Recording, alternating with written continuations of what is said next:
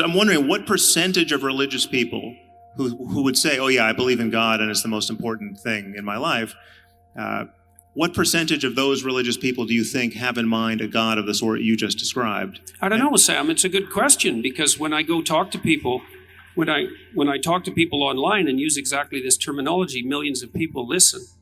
To call that thing God is fine. That's a God I have no problem with, right? But that's not how most people most of the time are using the word.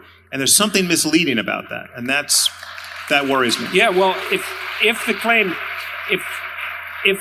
that you're making is that we're all deeply confused about the nature of divinity and ultimate reality, it's like, yeah. I mean, this is the problem.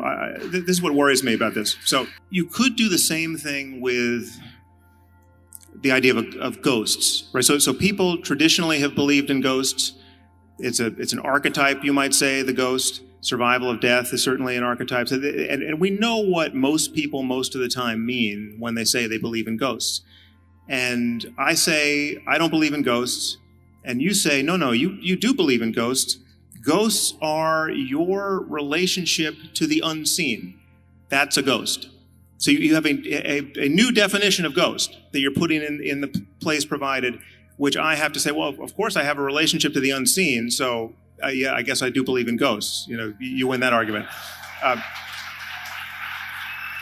But that simply isn't what most people mean by a ghost. This is what I hear you doing with God. You have defined the God that most people believe in. By shifting the definition, you have robbed the noun, the traditional noun, of its traditional meaning. And you're imparting to people Wait a second. I'm not so sure. What do you mean by traditional meaning? Look,